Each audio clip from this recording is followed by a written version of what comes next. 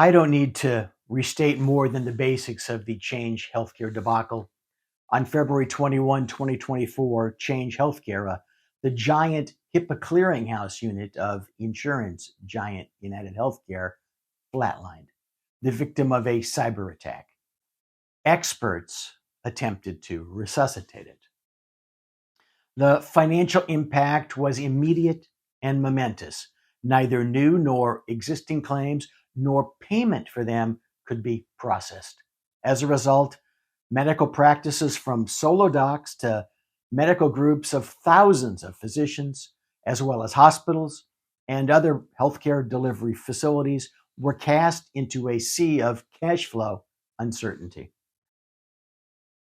While the popular press carried stories about the purported $22 million in Bitcoin demanded by and perhaps paid to the cyber terrorists, and the pittance of financial help that was offered by Change Healthcare's parent organization, United Healthcare, to its customer physician practices and facilities, a Florida primary care group with revenue of hundreds of thousands of dollars a month stated that it was offered a $540 per week loan.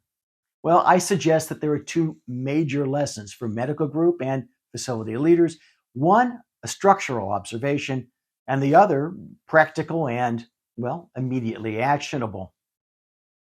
HIPAA, which brought us clearinghouses, was predicated on the notion of electronic personal health information that would follow patients and be accessible by their various unrelated healthcare providers. As anyone who moves from internist number one to internist number two, let alone from number two to a specialist, or God forbid, from a car crash to an ER, knows that premise was mostly wishful thinking, perhaps sponsored by political contributions from the guys selling trillions in IT infrastructure and consulting. Whether BS or best thing since sliced bread, what resulted was an infrastructure built upon behemoths like Change Healthcare. But bigger is not only not always better, it is often far worse in that it is fragile. A defect within it reverberates, impacting thousands of providers and millions of patients.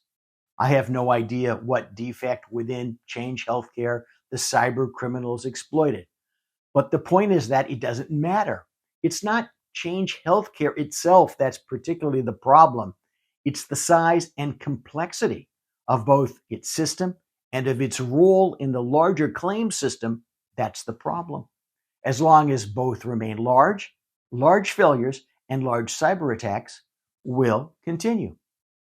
The practical lesson with a spoiler alert: the right cyber liability policy.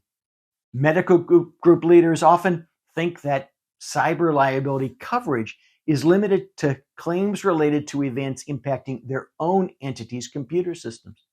It's not. A properly negotiated and structured policy can provide coverage for losses as a result of cyber events, from hacks to system failures at the vendor level. In other words, cyber liability coverage can make sense even if your medical group doesn't own a single computer.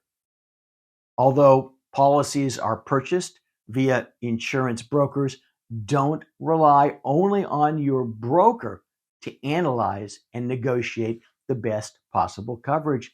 The specific language of the policy and negotiated endorsements is what coverage or lack thereof is all about. Cost is generally not the deciding factor. Value is. Cost-based shopping leads to an Obamacare equivalent coverage that provides little care in the event of a loss. Let Change Healthcare serve as a clarion call. Contact me if you'd like to discuss this further.